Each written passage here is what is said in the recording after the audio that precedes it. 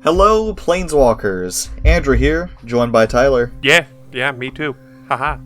Today we're bringing you another Taps for Two, and today we just wanted to talk about some of our pet cards, some cards that we like to shove in as many decks as we can. It's really actually kind of funny, because this is, I think, the first time that we've done one of these where we haven't, kind of told each other what we wanted to talk about beforehand. Yeah, we have our own separate notes here. I can't see what you picked for this. Which is funny, especially given that I believe I was the one that came up with the idea for this episode, because I don't actually... I might have one card that could be considered a pet card, but we'll get to that in a minute, because I have an idea of what you would pick, knowing what you play. Yeah, probably. I can't think of what your picks are. Real quick, should we go over what pet cards are? Sure, these are just cards that we would run whenever we can, regardless of how good they are in the given deck that we're running them in. Just cards that we love enough that we're just going to run them as often as we can. Yeah, they're special. All that we really need, because that's kind of the fun part of being Commander players, is we have such a wide breadth of cards that we can use, and with so many different ways to build even the same commander, with pretty much the entirety of Magic's history available, and 99 card decks, you can do whatever you want. Yeah, really. Whether it's good or bad. Yeah, for better or for worse. Let's go over some of yours first, because before we do, though, I want to take a guess. I'm gonna guess that Impact Tremors is one of your cards. That it is. I knew think it. I run that in 3 of my decks. Impact Tremors is an enchantment that says whenever a creature enters the battlefield under your control, it deals 1 damage to each opponent. This card, it doesn't do a lot in individual effects, but over the course of a game, it can really put the hurt on your opponents, especially when you're spitting out tokens. I mainly use this in Locust God. Yeah, you do. But I think I also run this in Omnath, Locust of the Royal, and Klothys. I thought it was also in Valduk. It is also in Valduk. Okay, so cool. 4 decks. I think this is probably the card that I run the most copies of amongst all my decks. So I run this in Locust God because you're drawing lots of cards, you're already making tons of Locusts, and sure, they have haste, they can attack right away, but why not double that damage? What's better than a 1/1 flying haste? A 1/1 flying haste that just deals an extra damage. Turn all of your insects into flying hasty Scorch Spitters. It does more than just double that, though, because if in a 4-player game you're hitting 3 opponents for 1 with Impact Tremors, oh God, you're right. quadrupling your damage output with Impact Tremors, which is just nuts. And I know we've gone over it in a bunch of other videos, but it's one of the main components to the magical Christmas land scenario of opponent draws a card, hit everyone at the table for 22. Which is disgusting. It's something like, I think it's in Locust God. This is, again, Magical Christmas Land. You have Locust God, you copy Locust God with, Spark Double. You have, Consecrated Sphinx Torbrand on the field. Torbrand, Perforos, Impact Tremors. You pass the turn, your opponent draws a card. Consecrated Sphinx triggers, you draw 2 cards. 2 Locust God triggers... or 2 Locust God triggers for both draws, so you make 4 Locusts. 4 Locusts trigger both Impact Tremors and Perforos, which would deal 12 damage, except that you're adding 2 with Torbrand for each one. So you're doing 20 damage when your opponent draws their card on the draw step. That's disgusting. But I think that's probably a really good example of, a pet card that is good. Meanwhile... Yeah, it's good in a lot of scenarios. It super is. Meanwhile, so I have 4 cards. 1 that I kind of consider to be a true pet card.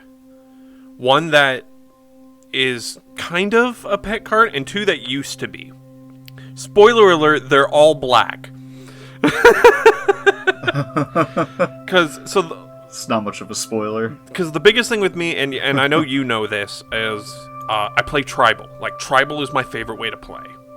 Yeah. That makes it relatively hard to have a pet card, because a lot of, like, my creatures or a lot of my spells are kind of tribal-oriented. Yeah. But I'll get to them in a second, because going back to... I had 2 cards that used to be pet cards back when I literally first started playing. And one of them I actually still use regularly, and you're actually kind of familiar with them. The 2 cards are Halo Hunter and Pestilence Demon. Halo Hunter's 2... Pestilence Demon sounds familiar. That's because you know Pestilence. He's Pestilence on a body. I was going to start with Halo Hunter, but I'll start with him. Pestilence Demon, 5 black for a 7/6 flyer, and then pay a single black. He deals 1 damage to each creature and each player. He's Pestilence. But the problem is he hits himself too. I see. And then Halo Hunter is 2 black for a 6/3 demon with Intimidate, so he can only be blocked by artifact creatures, and in this case, black creatures. And when he enters the battlefield, destroy target angel. When I was first learning how to play the game back in like 2012 or whatever, the guy that was teaching me how to play, like, he gave me a whole bunch of cards. He was like, here, it's a bunch of my bulk, have some fun, build some decks with this. And going through it, I found these 2. And from that point on, for maybe the next 6 or 7 years of me playing, I either just played mono black, or I played any combination with black, because I would shoehorn them into everything. And, like, Pestilence Demon's alright. Like, that Pestilence ability, like, firsthand, like, how powerful Pestilence can be. Yeah. Halo Hunter is terrible. He's a 6/3 for 5. Sure, he's gonna get through easily, but, like, the fact that... Because he's got Intimidate, but just... How often does Destroy Target Angel pop up? Pretty often. I mean... In Commander, yeah, it'll probably pop up more often, but for the most part, it really doesn't. But then, like... Yeah, I blank... Yeah. No, I get you. But, I had a brain fart there. No worries.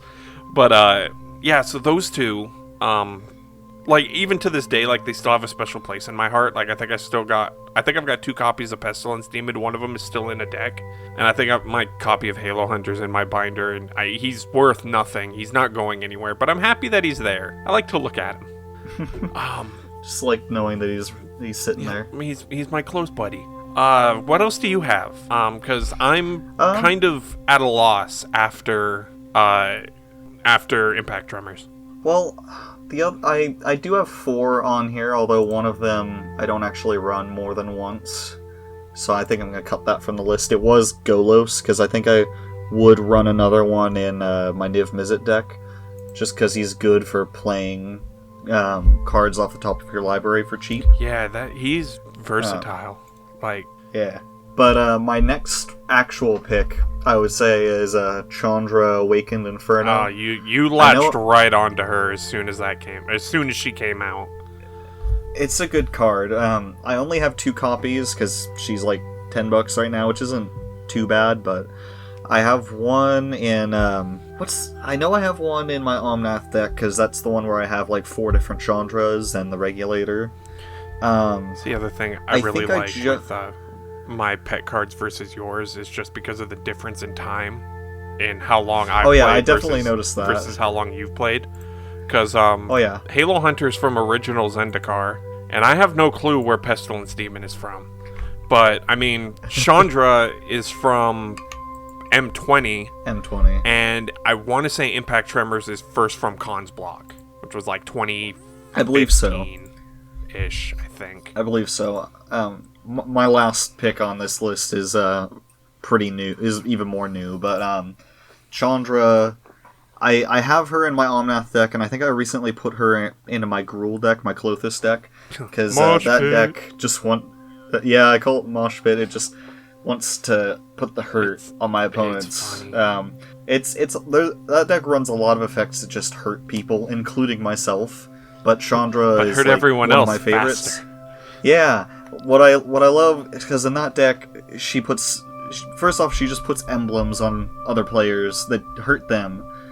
That's already good, but it's a plus effect, so it's nuts. Emblem for plus. And in Mosh Pit, I just already have tons of cards that deal damage. I want to say, does Torbran boost Chandra?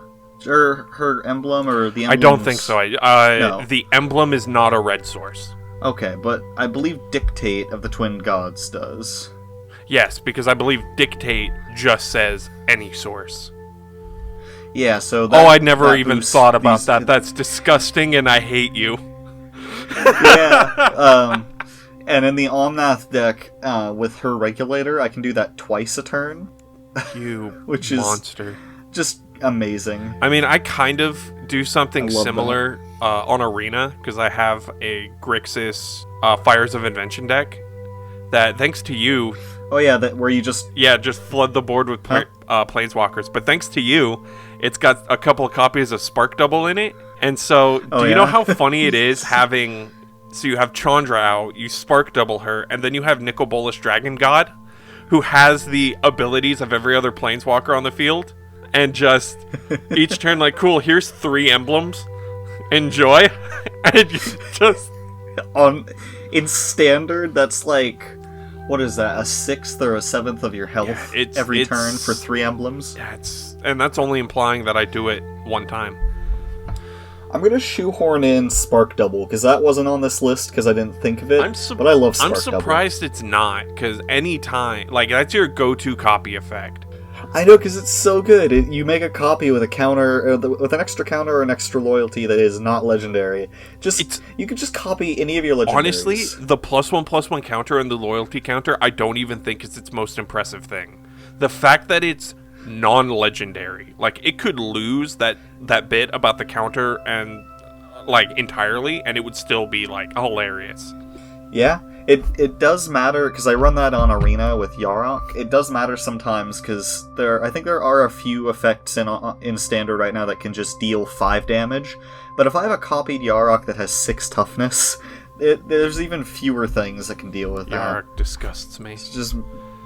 Yarok is good, but I wouldn't call it a pet card, because I don't run it in more than one deck. He was on the verge of it, like, for the longest time, until you latched onto Omnath.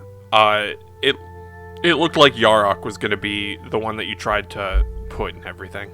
Yeah, I don't know. Because Yarok is 3 colors, it's kind of hard to put him in a lot of decks, and I don't want to put him in my Sultai deck, because I have the Kadena deck, but he doesn't really work for that, because there's not a lot of Enter the Battlefield triggers. I've said this before, and I'm probably going to say it again. I keep forgetting that Yarok is Sultai and not Abzan.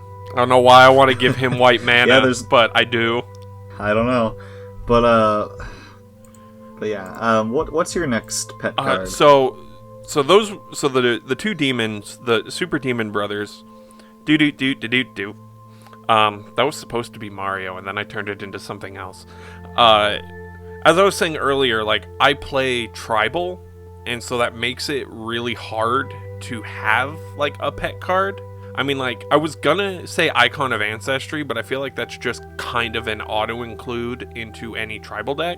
And so I was, like, thinking about, like, what tribes I try to shoehorn into decks, and then I was thinking about the Esper deck that I have, that I played against you, the one with, that's led by Chromium. No part of Chromium is gonna tell you that deck is Esper Zombies. And yeah, you do love zombies, don't you? I do, and that's why Gravecrawler is the other one that I put on, because I love him. He is my weird son with no legs, and I love him because I can put him in the meat grinder over and over and over again. Oh, Gravecrawler. 2/1 single black, can't block, but you can cast him from the graveyard as long as you control another zombie. I love that he can't block because he got no legs. Yeah, he's got no legs. He can't reach you. You can just step over him.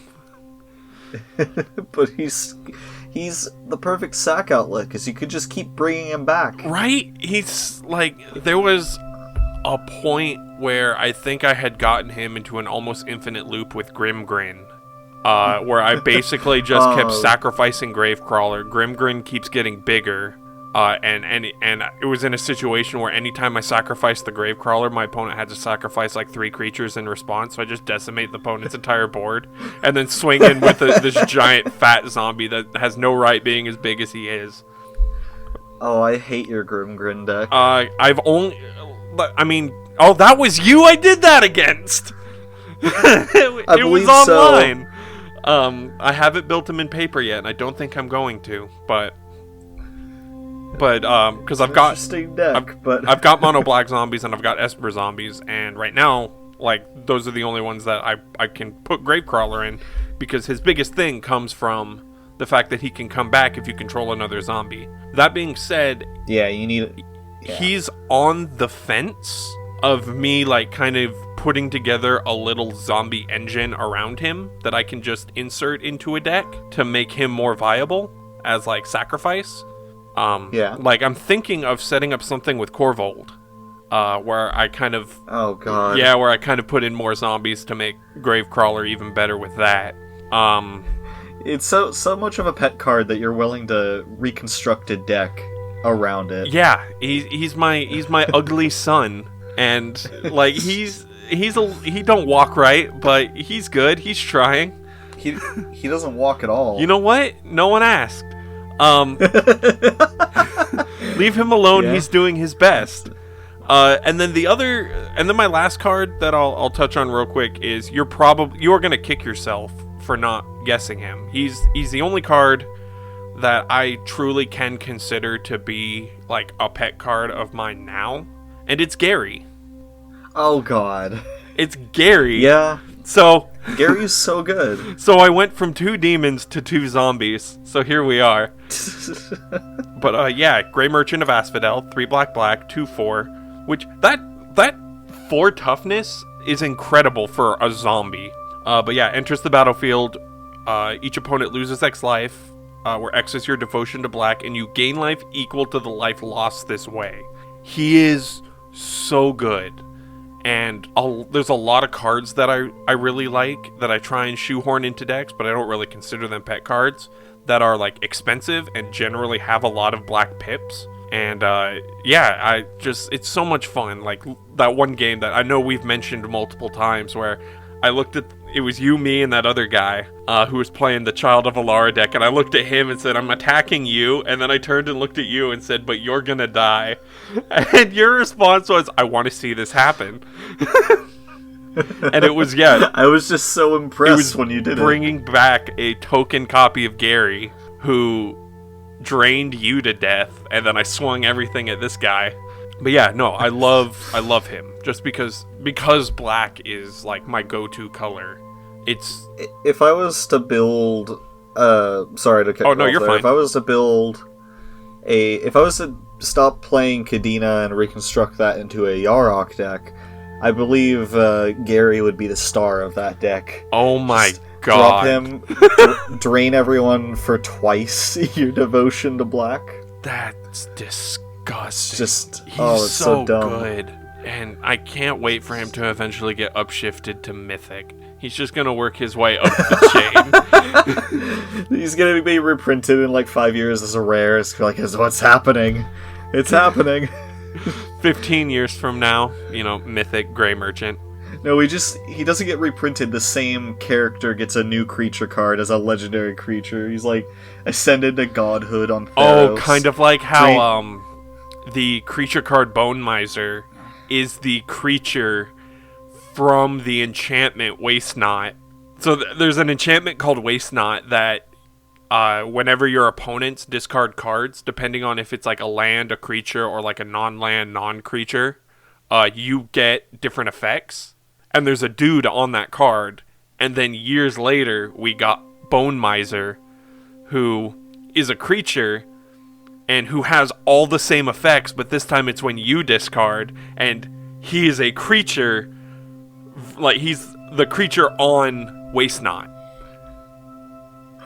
So it's cool. Or I guess kind of like how we had Xenagos as a planeswalker, and then we got Xenagos later as a god. We got Gary as a common or an uncommon, and then later he's gonna replace Erebos.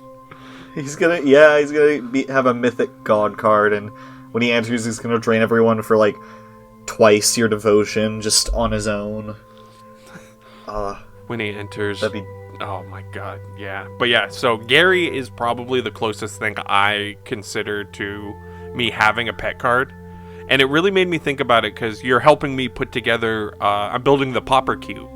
Yeah. And when I was looking at the list for it, it only had 419 cards, which I felt was weird, so I wanted to add one more to put it at 420 before I add in lands, blaze it. That's probably why it was at 419. They do that with, like, road signs. Oh yeah, 419.99. Yeah. And then was it you that had brought up, like... I was like, oh yeah, Gary used to be common, and you were like, and then then I turned to you and was like, hey, yeah, guess who the last card is? So those are kind of the closest I'd call to my pet cards. For the longest time, I almost considered Manilith as one. 3 mana artifact taps. 3 mana artifact taps for 1 color of any color. It's a fairly generic mana rock, but I put it into every single commander deck that I ever made. And then Mana Geode came out, which is just strictly better. Because it's all the same thing, but you get to scry one. Mana? No. It's the exact same thing, but you get to scry one when it enters. I see. That is pretty good. I mean, better than Manilith. It's not great. But, yeah.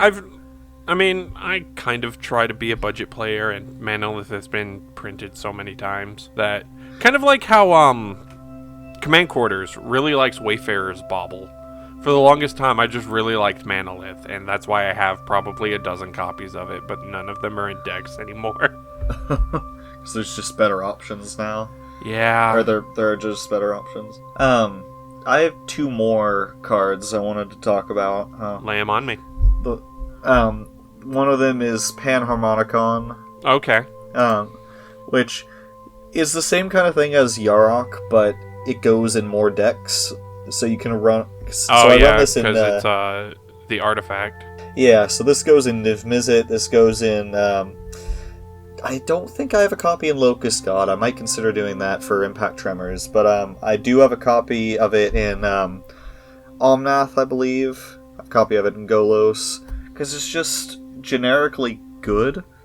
Because why wouldn't you want to double your positive enter the battlefield triggers? Yeah, no, Panharmonicon is super cool. It's part of a trio of artifacts that I keep getting, like, confused and, like, all mixed up together. It's like a... Panharmonicon, Unwinding Clock, and Paradox Engine. For whatever reason, those 3 are, like, the trio in my mind, where 1 is banned, and 2 are, like, good. But they all do vastly different things, except for maybe Unwinding Clock and Unwinding Clock and Paradox Engine. Okay. Yeah, all 3 of them do vastly different things. So Panharmonicon. Oh yeah. I love in Niv Mizzet. You have Panharmonicon. You drop Niv Mizzet once. Look at the top 20 cards of your deck, and you get to put 2 cards of each color pair. Technically, it is not look at the top 20. It is 2 instances of look at the top 10. Hey, no one asked you to talk semantics here. Hey, what about that one time that you, like, triggered Niv, like, 3 times in a row? And got, like, a grand total of, like, 4 cards. That happened really recently, didn't it? Yeah. That was when we were playing at AFK. Yeah, like, he entered, I think I killed him, and then you got him in again, like, next turn, and each time you dug, like, 22 deep into your deck, and you got 4 cards. Yeah, not fun. But another card I really like, this is the one that's really new, Nyx Bloom Ancient. Yeah. I love this card. Yeah, you do. So, first off, he's an elemental, so he went straight into my Omnath deck, but I pulled, I think, 2 copies of him, one of them being the full art, and I traded... Not full art, extended art. They're technically extended art, okay. Yeah. You pulled 2, I pulled 1, you ended up with all 3. Yeah, I think I traded it for yours before I pulled the other 2. Yes, so that's the only reason you traded for mine. And I was like, okay, one goes in Omnath, one goes in Niv-Mizzet, one goes in Golos. And I think I talked about this during our top 5 enchantments that's coming out this month. Spoiler alerts where for I later. drop... Or spoiler alerts for earlier, because I can't remember what comes out first. Yeah, I was playing a game with some other friends, a 4-player game, and I was playing Omnath. I dropped Flood of Tears and returned everyone's permanents or non-land permanents to their hands, including my own. But I had Nyx Bloom Ancient in my hand, and Flood of Tears says if you return 4 more of your permanents to your hand, you get to just put a permanent from your hand onto the battlefield. So I did that. Nothing makes it easier to build than just all of your mana working at 3 times its efficiency. Yeah, I think I had 14 lands. I used 7 to drop Flood of Tears, and then I had 21 mana to work with. That moment when you have 14 lands, you tap half of them, and you end up with like 3 times as much mana as you started. And then everyone else's boards were gone. I just immediately replay my entire hand. It was great. It was beautiful. And then I lost like 4 turns later. Nice. I got a little taste of that. I think I was telling you about because I have the Polukranos Brawl deck on Arena, and I have Nyx Bloom Ancient in it. And you're right, he's disgusting. Like, being able to tap being able to basically tap 1 land and have Polukranos Unchained fight something. Like, because I had Polukranos and he was a 13/13 because I had put an extra counter on him and he had just escaped. My opponent's got like 3 1/1s and a 4/4. I've got Polukranos, I've got that 16/16 Impervious Great Worm, and I've got Nyx Bloom Ancient. And I was like, alright, cool. Tap a land, have Polukranos fight the 4/4, tap another land, have him fight the 1/1, do that 2 more times, have him pick off the other 2 1/1s, swing for 21. It's so good. The opponent just conceded. I used to run it in the Yarok deck on Arena, but I pulled it out because I just never got to play it after the first couple times. Does he do anything every time with Yarok? No, except for the fact that my Yarok deck is built to have so much card draw that... Oh, you can get those cards with out all that quicker. mana. Okay. Oh yeah, I played... The 2 times I played Nyx Bloom Ancient with Yarok when he's stuck, because a lot of the times he gets targeted for... Oh, absolutely. I hit him with murder the moment I see him. Yeah, but the 2 times he's stuck, I played Solitaire, played like most of my deck... with Risen Reef, I just spat all my lands on the field. Yeah, and then I played Jace. What is it? Jace... Wielder of Mysteries? Wielder of Mysteries, thank you. And just play a bunch of draw spells, because I have 3 times the mana. And then deck myself out and win. It's great. Yeah, you tend to try and turn good cards into pet cards. Meanwhile, I'm sitting over here like, this demon is funny. The zombie's got no legs. Look at him go. There he goes. But, I think we're coming up on time. I think so. So I guess I just did kind of cover the whole thing. Pet cards. You pick good cards. You pick fun cards. I pick good cards. Those are mutually exclusive. Anyway, you wanna wrap us up here? Yeah. So these have been our personal favorite pet cards, or our personal pet cards. Let us know in the comments below what pet cards you have, cards that you just love to shove in any deck that you can and play as often as possible. Tell us why you love them. Maybe it's a good card, or maybe you have a special connection with it, like Tyler and his demons. Yeah, I mean, I think rather recently, because I mentioned him earlier, Commander Quarters literally just put out a whole video on why he likes Wayfarer's Bauble. Yeah. So tell us about your weird pet cards. Do it. Huh. Do it, you cowards. Yeah, tell us about them. We're interested. So yeah, comment, subscribe, hit the bell. Do all the things. Do all the things. Hope you enjoyed this video. Yeah. And yeah. We will see you guys later. That about wraps us up. Have a nice day. Bye-bye.